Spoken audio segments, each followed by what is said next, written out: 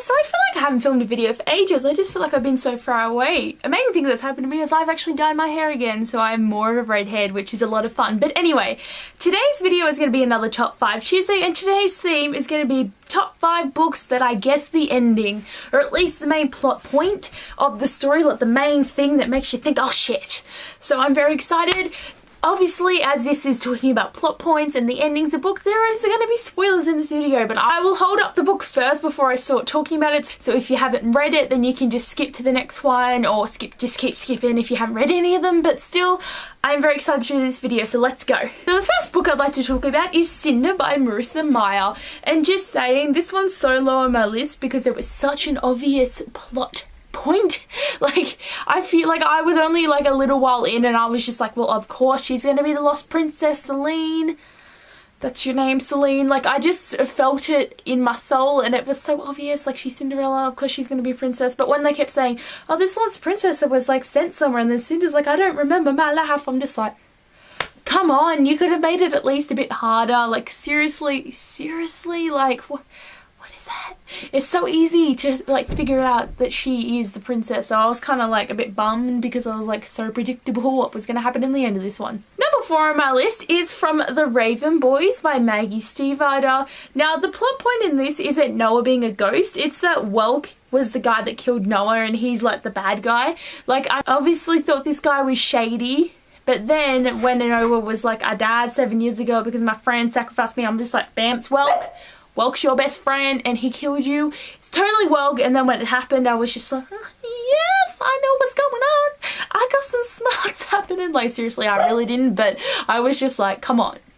Obviously has to be Welk. Number 3 on my list is The Girl on the Train by Paula Hawkins. Like, this book had me on edge the whole time, and what I was guessing at the start, I kind of like didn't know if it was going to happen and I was kind of freaking out. But my first suspicion was it was going to be Tom, and I just have to say, watching the movie trailer, it says in the movie trailer, I remember hearing someone saying he was effing his babysitter, and then when the whole idea of Megan being the babysitter and everything, I was just like, it's obviously Tom, and it was him. I had this suspicion from the beginning, and I just kept trying to find hints and clues of how it could be this, and I was just like, don't let me down, book. It has to be freaking Tom. And then when it was, I was just like, party in the house, yeah, I knew it. Like, seriously, I mean, it's not good to know that who the murderer is, but still, I was just like, it's gotta be freaking Tom. Number 2 on my list is From Black Eyes by Becca Fitzpatrick, and this is the same thing as with Girl on the Train, that I latched on to someone who was not the obvious person who could be the killer, but then it was like, yes, I was right.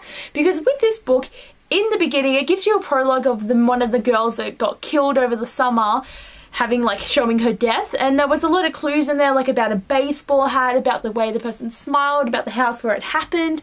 And then when stuff started happening, I was just like, it's Calvin. And that is really scary because Calvin was Bree's ex-girlfriend and her best friend's brother, and it was like really intense, and I was like, it can't be Calvin. But then it was like stuff like he gave her a baseball hat, he seemed to always really be on edge about them going on their holiday trip up to his house.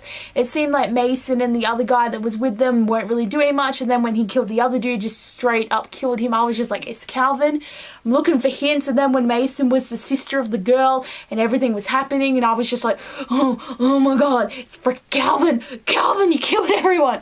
I was just so on edge, but I so needed it to happen that it was Calvin. And then I was just like, this book is one of the most edge of my seat reads I've ever read, and I was just so like, oh my god. And number 1 on my list is From Snow Like Ashes by Sarah Rush, and this is number 1 because what I thought I just totally dismissed, because I'm just like, that's so stupid. It was just me playing around with characters in my head and different things that I thought could have happened, and then when it actually started happening in the book, I was just like, wait, what? Because I had this just dream of being like, imagine if Mira was actually the queen and Mather was just, you know, like a false prince and he wasn't really, and they were just hiding from her. And I was like having this like things of her like busting in there with all her fight and having magic and like killing everyone, and then it was like, that actually happened. She actually is the queen. And when I started reading that in the dream, and I was just like, wait, what?